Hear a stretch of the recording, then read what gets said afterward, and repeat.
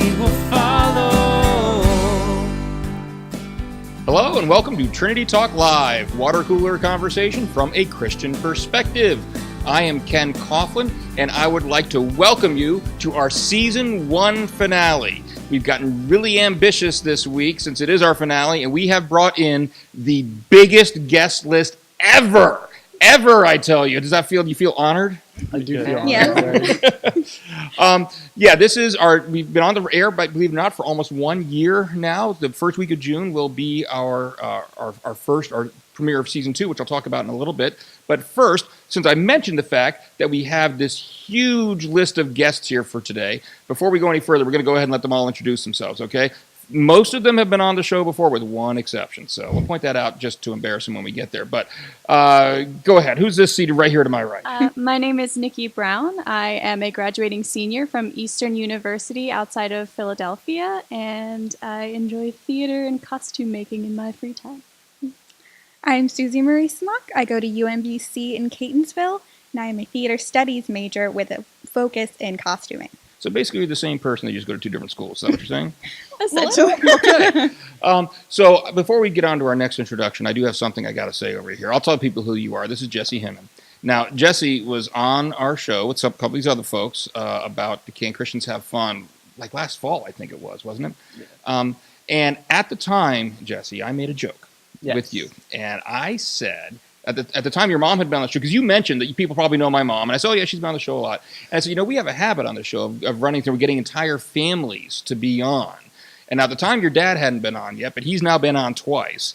And you remember what you told me in response to that? I don't. It was very sarcastic, very much skeptical. Yeah. You said, well, you'd have to get my brother back here from Colorado to make that happen. Well, yeah. So I'm going to ask you to do me a favor. First, tell people who you are, and then point out who this person is sitting right next to you, if you don't mind. I don't know him.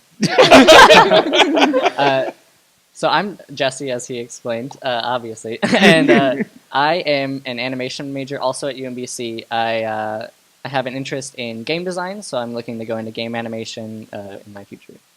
And who's that next to you again? That's my brother. Oh, is that the one from Colorado? No, the other one. Oh! I'm Jeremy Hinman. I go to the University of Northern Colorado, and I am majoring in American Sign Language to English Interpreting. And this is my 6th year of college, and I got about 2 more left. Matter of fact, I think you used to do some sign language here for the services here. Yeah, I used to sign a lot of the music here. And I'd like to come back and start doing that, and maybe doing some of the more messages later on once I become more through my studies. Awesome. Excellent. Thank you for your first episode on Trinity Talk Live. You made it to the Season 1 finale. That really I feel honored. I'm proud of you. All right, and then we got some other guy down here who's been on several It's times. me. Hi, I'm Dylan Brown. I just finished my sophomore year at Harvard Community College. Don't know what I want to do yet, but I know I really love science and I really love helping people, so I want to merge them together somehow. Figure out what I want to do. I'll figure it out eventually. There's no way you could use science to help people, Dylan. Seriously. I mean, come on. All right. I think there's plenty of things you could do in any kind of scientific field to help people. So, all right. Well, Dylan's going to do me a favor here, because one thing I do want to mention, I mentioned the last couple of weeks, is that we are starting to trying to make this ministry self-sufficient, and one way we're doing that is to. A lot of people, whenever they saw these lovely new Trinity Talk Live mugs, show us the mug there, Dylan. People said, "Oh, gee, those are really cool mugs. I'd love to have one." And so we said, hey, well, we should start selling those mugs. And so we are now selling the Trinity Talk Live mugs. You can have a mug for your own. Have you ever been in one of those situations where you're at home and you have some kind of hot beverage and you're pouring into your hand so you can drink it and you go, ow, that burns. I wish I had some kind of container where I could put this hot beverage in so it wouldn't burn my hands. Well, have we got a deal for you? You can get your own Trinity Talk Live coffee mug, and good for not just coffee. Even if you're not a coffee drinker, you can put any liquid in it. Believe it or not, it's amazing that way. They're $13 a piece. If you do want one, if you're local here to the Joppa, Maryland area, you can let us know. You can place an order, and we can have it ready for you at the Welcome Center. You can pick it up here after any worship service. If you are not local to the Joppa area, we can mail it to you. There's $8 shipping and handling. So $13 for each mug, $8 per mug for shipping and handling. The way you get one of these lovely mugs is by emailing me at kcoughlin@trinityjoppa.org. Let me know how many mugs you want, if you need shipping or not. Don't forget to put your name in there because some people's email addresses do not have their name. Right, Nikki? I made it when I was in middle school, all right? Don't talk about middle school. So please put your name on there, how many mugs you want, and if you need shipping or not, then give me the shipping address. And then you mail a check for the total amount for however many mugs plus shipping that you want. You mail it to the address on the screen. Please make sure to put TTL mug in the memo line of the check so that we know you're not just making a donation to the church, you're actually asking for the mugs. All right? That's enough of that. Thank you all very much for bearing with me. We've made our commercial. So why don't we get started with our topic of the week? What do you say? Sounds good. All right. So our topic of the week this week is what I wish I knew before I went to college. And hopefully you guys all have something to add to that conversation, to that discussion.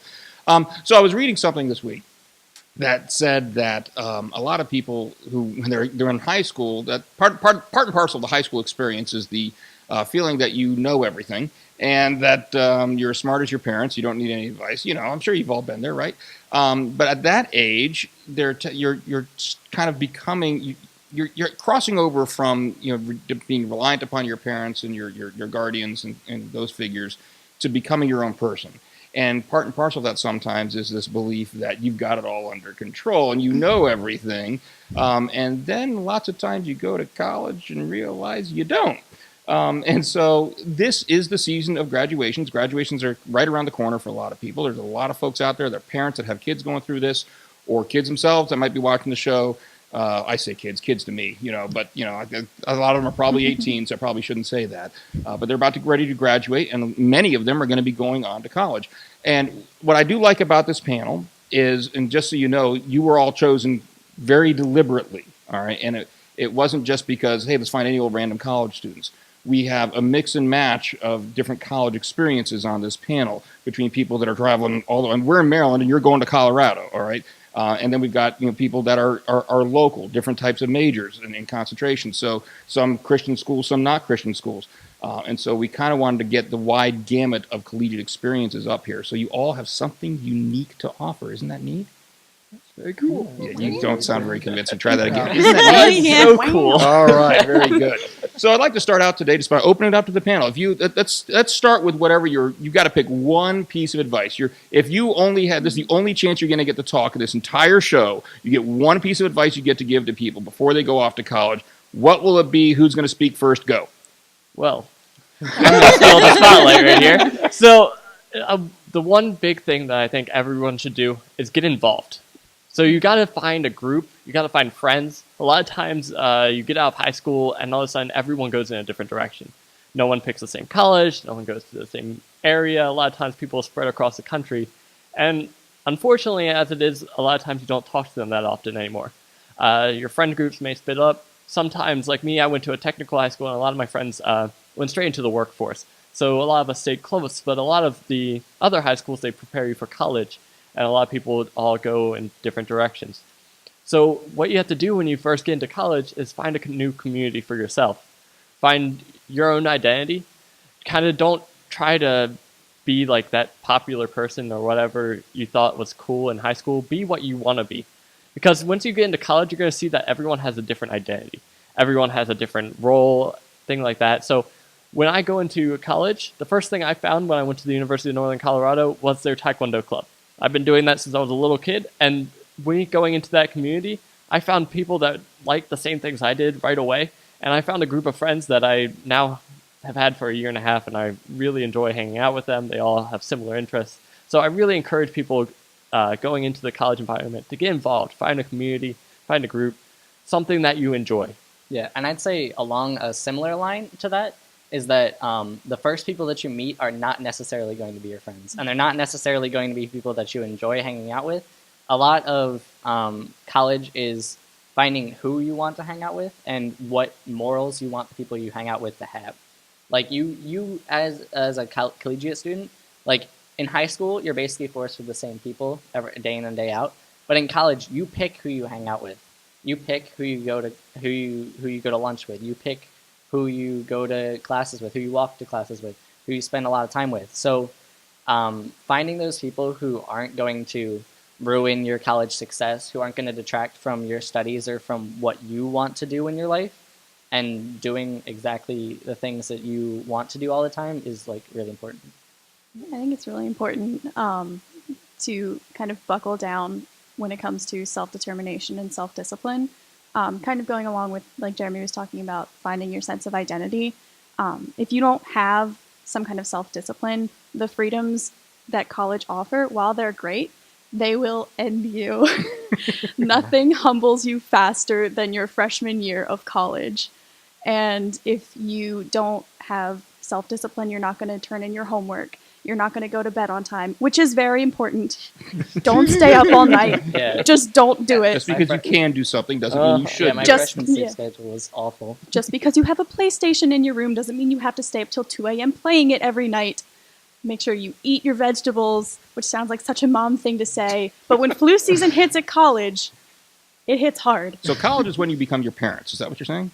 I go full mom mode anytime one of my friends is like, I have a little tickle in my throat. I'm like, I have all of these medications. Please take them. I don't want them. Take all of my meds. Okay, now you sound like a drug dealer. Legal over-the-counter medication. Like ibuprofen, allergy medication. If you're an insomniac, melatonin is great. Cough drops. Okay, then. Let's talk about that for a second. I'm not speaking of cough drops, no. Actually, self-discipline, because we talked about this a little bit when you were on the show before you went this. We bookended your college year here with you, because you were on the show right before you left. Yes. And then we got you as soon as you came back. Check that out. So you didn't come visit us at all during the year, though. I'm just saying. Not that I'm hurt, but a little bit. I was involved in the theater. But we talked a little bit about that, as I recall, last time you were on the show, about having some discipline. What are some of the dangers that you guys think you face in college if you don't have self-discipline going in? There's a few things, especially one, lack of motivation to do schoolwork, because a lot of times people don't realize college and high school are very different. One, you're paying to go to college. High school, that's a requirement. You're forced to go there. But college, this is your future. This is where you're supposed to be going, what you want to do with your life. This is what's leading up to that. So you have to motivate yourself. It's not someone else saying, hey, go to class. You need to go to class.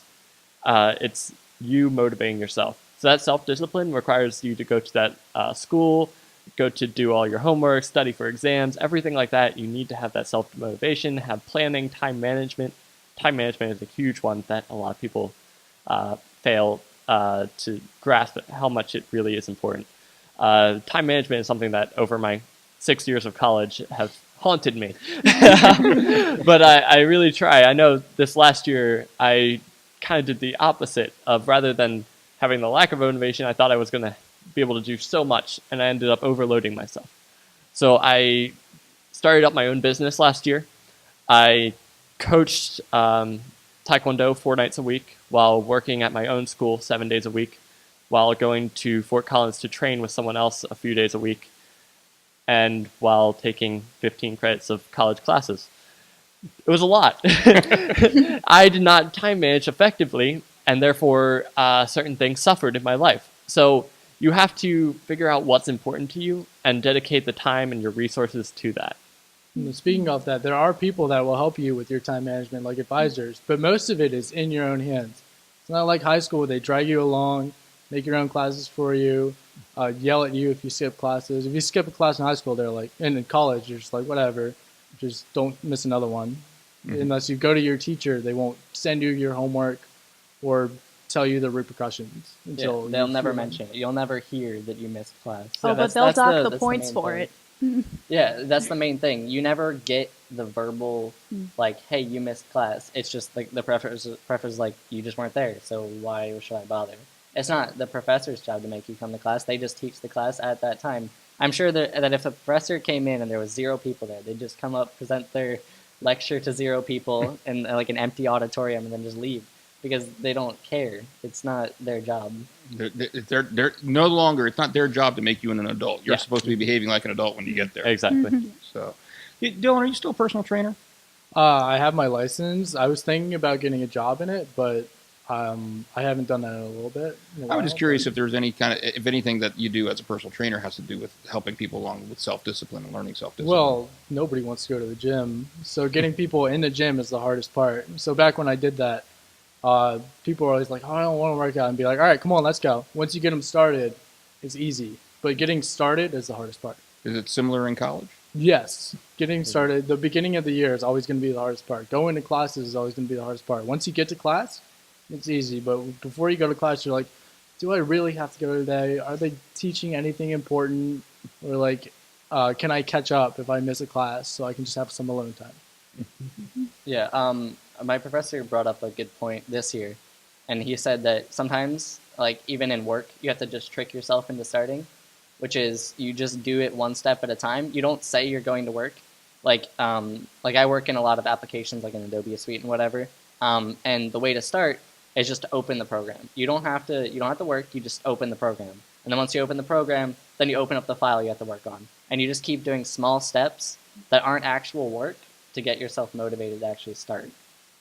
Yeah. Another thing is at my school we call it accountability buddies.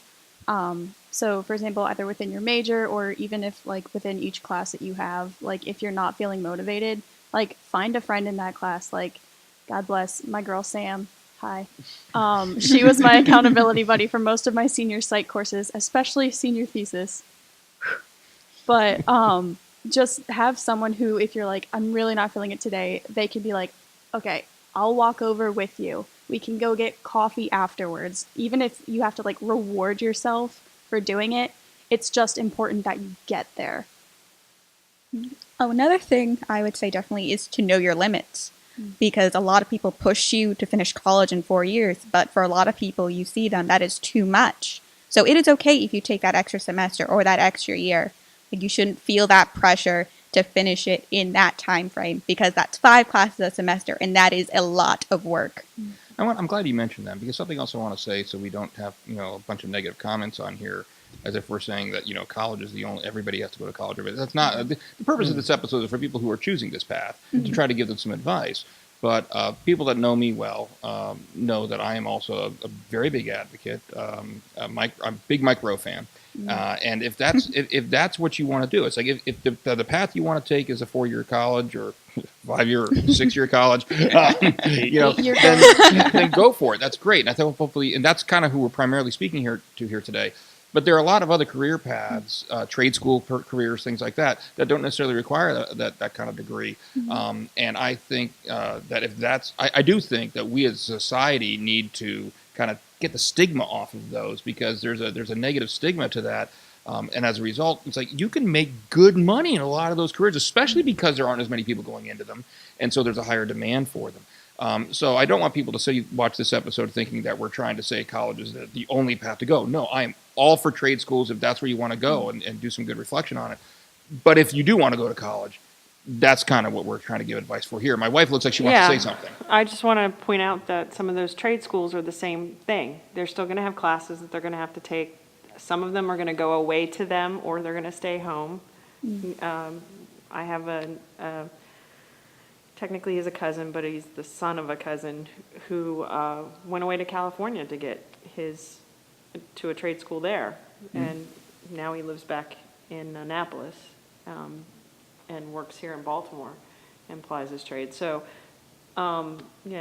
it's going to be the same. You're going to come up with a lot of the same issues that you guys were having, even if it's a trade school they're going to. So there might be something valuable they're going to hear anyway.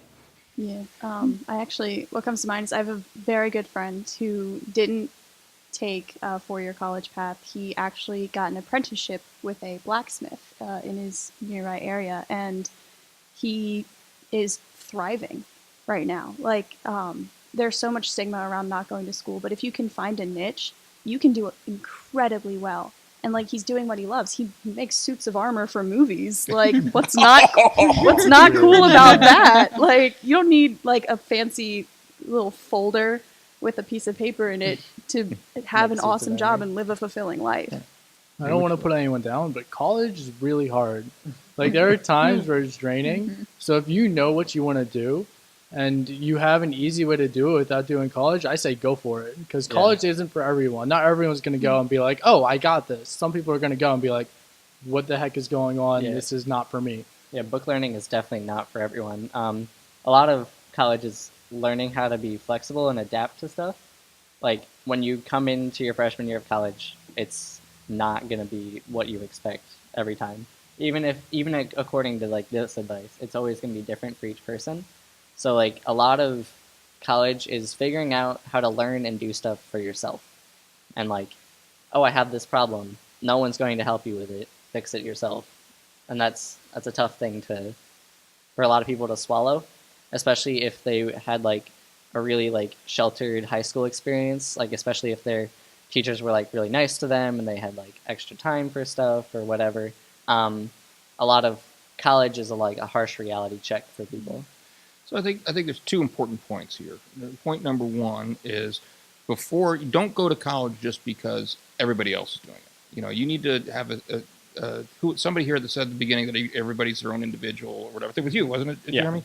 And so that's true of all of us. And so just because other people are doing something doesn't mean it's what you should be doing. You need to kind of make an educated decision on your own about what path you want to follow. For some people, this absolutely is going to be the correct path. I mean, if you want to go into a career like the legal profession or medical school, guess what? You're going to have to go through this. It's going to be your path. But there's also alternative paths I think people should take seriously. So that's point number one. Point number two is if anybody wants to share this with Mike Rowe, Mr. Rowe, love you. Welcome on the show anytime you want to come on. That's the important thing as well. Anybody know Mike Rowe by any chance? Invite me back if he's on. Love to have you on the show. So anyway, we got about a few minutes left here. So we're going to open this up. Now, at the beginning of the show, I asked you for the one piece of advice you could give. You only had one chance to say something. Now's your chance to give that last piece of advice that you haven't mentioned yet, that hasn't come out yet today. You want to make sure you squeeze in before the show's over because it's almost over. And go. Learn how to do laundry.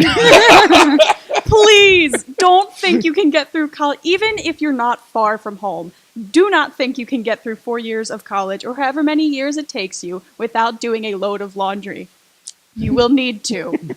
When in doubt, put everything in the washing machine and run it on cold. There, I just taught you. You're welcome. Best piece of advice today. Who else has something else? I just want to say that, like, when I started college, I didn't know what I wanted to do. And I had a lot of people around me pushing me, oh, just pick a college, just pick a college.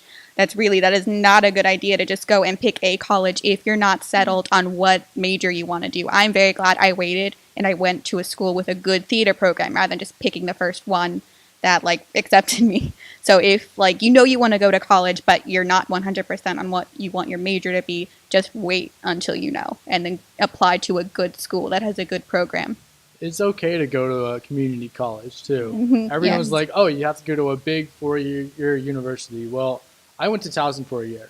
Did not work out at all. So now I'm back at HCC taking classes that I want to take, trying to figure out what I want to do. So if you don't know what you want to do, it's okay to go to community college for a year or as long as you want just to figure out what you want to do. Because if you go to a 4-year college not knowing what you're going to do, you're going to make it extremely much more difficult for yourself. And community college is a far less expensive option to explore when you don't know what you want to do. Yes. And then once you figure it out, then maybe you can go on to another school. Like you were saying, find a school that's good at what you want to do. Yes. But you'd rather be doing that exploring at a community college. Maybe we're not paying an arm and a leg than a 4-year university. I did the same exact thing as him. I went to Stevenson University for about a year and a half, and I studied chemistry there, and I decided that I didn't want to study chemistry anymore, so then I went back to a community college. So I spent a year and a half racking up all this debt at this big university, getting all my liberal arts courses out of the way, which is not really what you want to do. So if you're having doubts, hesitations, community college is a great place to kind of figure out where you want to be.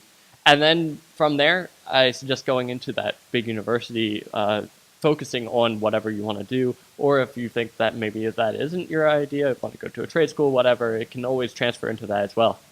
I also wanted to talk about roommates for a little bit because when you go into college, whether you're local or going far away, you will probably have the opportunity to live with a roommate.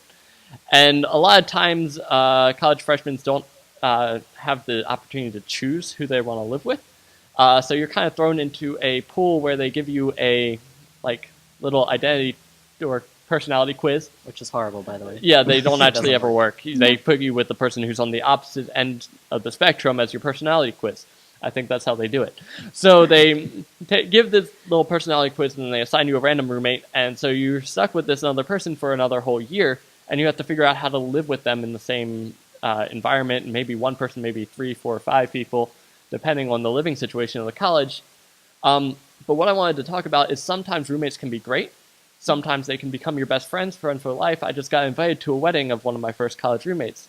And I haven't spoken to him in a few years, haven't gotten together, but we're still close. However, there's other roommates where they may not be that positive influence on your life. They may be involved with other things that you don't want to be involved with. They may try to tear you down, things like that. They may go off and party every weekend while you want to stay and focus on schoolwork or whatever. But you have to realize that you are not attached to your roommate. You can be your own person. You don't have to have the same friends as your roommate just because you live with them. You can have a civil relationship with someone, getting along, cleaning the room, without having to be their best friend. So don't always get dragged down by negative roommates, things like that, because there's always next year. You can always change that, and you don't always want to be stuck with that if you move forward. Yeah. However, you can have good experiences. Yeah, like my freshman year, I was in like what's called overflow housing, which means I was stuck with 3 other people in a tiny room. So it was 4 guys just in a room, and it was horrible. But what I learned from that is that I didn't have to interact with my roommates that much. Like, you might think you have to, you're in the same room. But there's 4 of us in a room, and we didn't really talk that much. I haven't really talked to them in that long. They were very different from me because, again, the personality quiz still didn't really work. But so we were extremely different. Like, one of the roommates, as Jeremy said, went out and partied like every day. He would come home. I remember like one night, his friend just like dragged him in, barely conscious, and just like threw him on the bed. And like, you see that lifestyle from college, and I see that all the time from the freshmen. And it's really hard to avoid seeing that scene in college, or at least like being a part of it. So being able to distance yourself from people and like have a civil relationship, as Jeremy said, without getting like attached to someone that you don't want to be attached to, that's a negative influence on your life, that's a really good bonus for being ready for freshman year. Jesus gave some good advice in that regard. Love your enemies. Yeah. You're to be in the world, but not of the world. You know, Yeah. and that's a hard balance to strike sometimes. But I think it's a good lead into what I want to close with today. And I want maybe a few people up here, if you can share with us, what is one of the most difficult spiritual struggles that you face? And Jesse, some of what you just talked about might be it. I don't know as far as being confronted with that lifestyle. Yeah. But what's one of the most difficult spiritual struggles you faced in college that maybe you didn't or wouldn't have foreseen when you were in high school before you went? Oh boy. First of all, I went to a school that was very big on, I don't know if other schools have ring by spring, but essentially it's the ideology that you're going to meet your spouse in college and you're going to get together and it's going to be magical and unicorns and rainbows, and then senior year, spring semester, they're going to propose and it's God's will and you're going to have a beautiful relationship. And I don't see a ring on your finger. Exactly.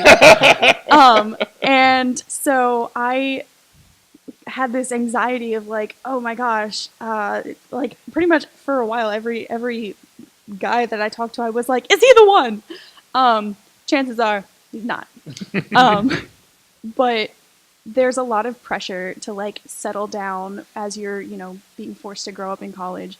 And sometimes you can focus so hard on what you think God's will is that you're not realizing you're putting your own will into it.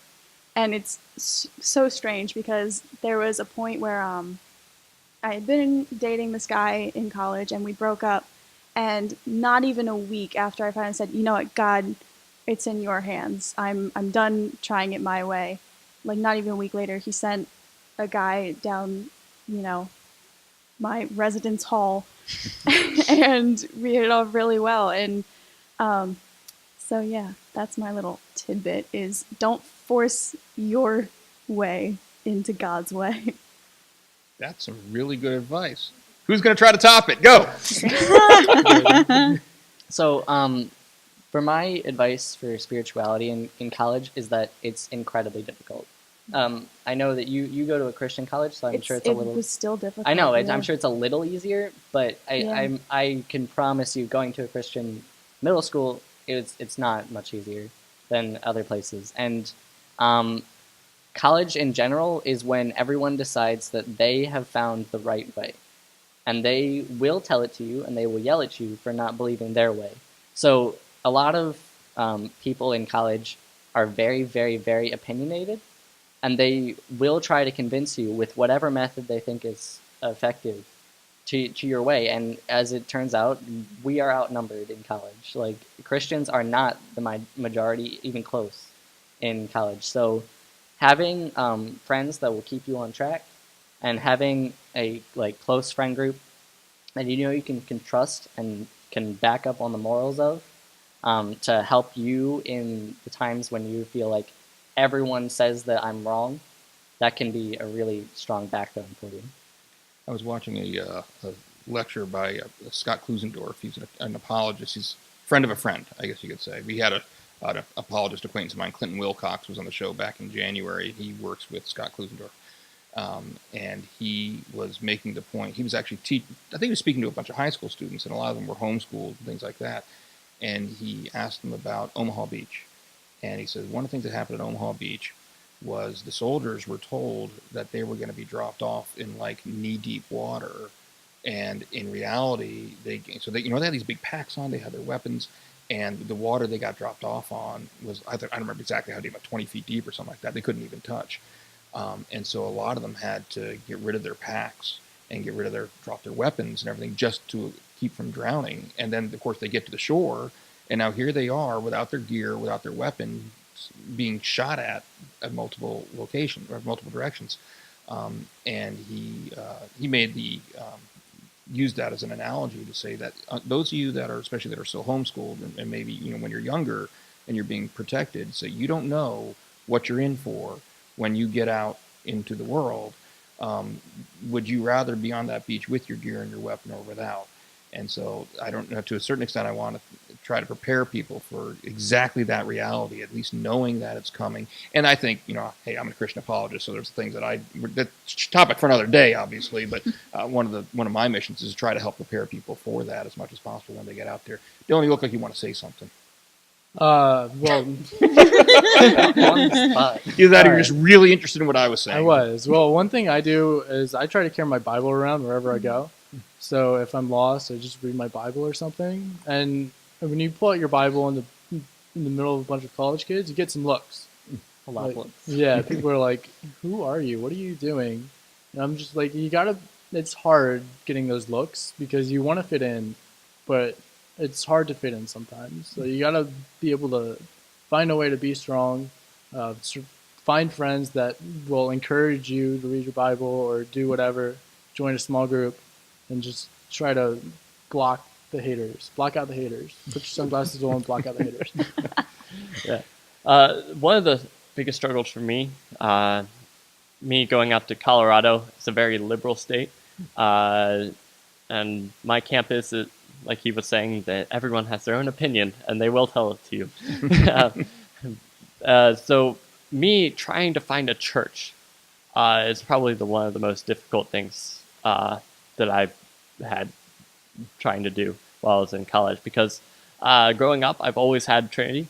I've been here since I was born, and I'm 23 now, so it's been a long time that I've sat in the same church, have this big community around me, and I'm used to that. I'm used to being able to go into a church, being able to see all these people that I know, say, hey, how's it going? Haven't seen you in a while.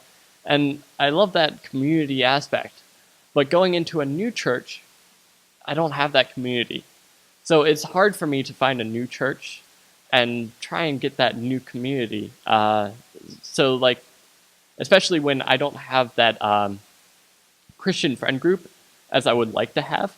I have very nice friends, all who are very nice people, but a lot of them aren't Christian. So like they have good positive influences on me. However, they won't go to church with me on Sunday, even if I say, hey, you want to come to church with me? I mean, I try that sometimes, but a lot of times I don't get the response I would like. So going into a new church, and then me sitting there in a pew alone, it's disheartening. And it's hard to find a new church, a new community that has a college group that would be accepting and finding new people. Especially the community that I'm specifically in is a very rural community, so it's not very big.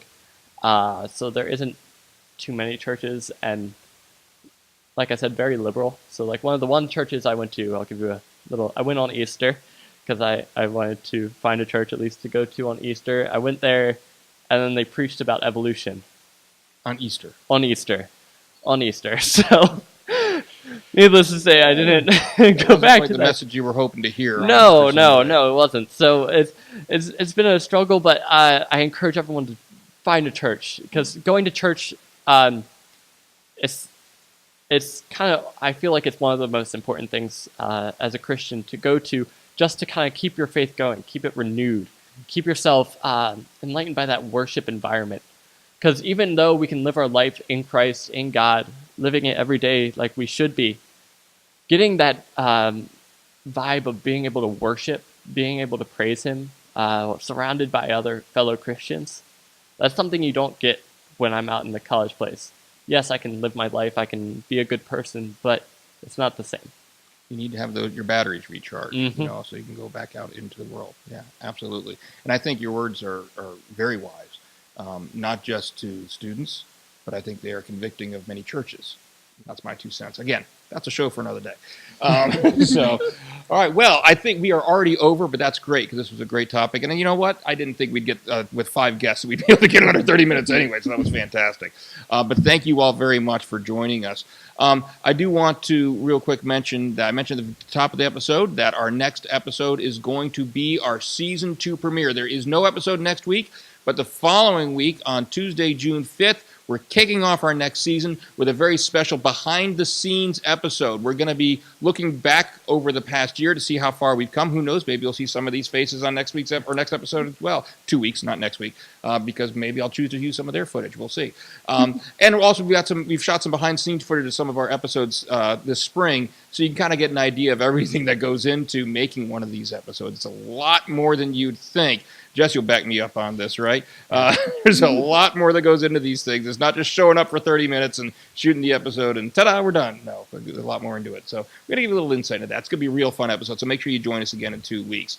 If you did like this episode, do me a favor, click the like button. That's a thumbs up button right here on the YouTube page. Also, please subscribe to our YouTube channel. We got a little short-term goal right now. We're trying to get up to 300 subscribers. Also share this YouTube video as well. If anybody wants to share it with Mike Rowe, put it on his page. Maybe we'll even get more than 300 subscribers out of that. That'd be great too. Also, if you're on YouTube, YouTube is kind of broken right now, and you also have to hit the notification bell to get videos. Yeah, matter of fact, I did show, there's a video on our page, for those people that aren't as familiar with YouTube. If you go to our homepage, right now it's set up as the channel trailer. I'm going to make a new trailer, but I haven't gotten around to doing that yet. And it's just kind of informational video telling people what we have on the YouTube channel and how to subscribe and all of that. But in that video, I do show how to click the notification button so people can see, and watch that video and you'll see what Jesse's talking about. So, also, we do have our own Facebook page at Trinity Talk Live Podcast. Give us a like on there. There's a lot of behind-the-scenes stuff we put on there, a lot of announcements we put on there that we don't necessarily talk about on the show, including one we put up a couple weeks ago. I'm going to pitch it again. I mentioned at the end of last week's episode, we got permission to shoot an upcoming episode at a really cool location. But if you want to know what it is, you got to go onto that Trinity Talk Live Facebook page and scroll down until you find that announcement. I think you're going to be really excited. It's going to be a show you're going to want to see. So let me close by saying one more thank you to, I'm not going to list off everybody's names, to everybody, all of these people. Thank you for coming on to help us close out this first season. Those of you that have been on multiple times, thank you for coming on multiple times and helping make this a really successful first season of Trinity Talk Live. And thank you very much, not just for tuning in for this episode, but thank you very much for tuning in for the past year. We really appreciate it. God bless everybody. In your word we will follow.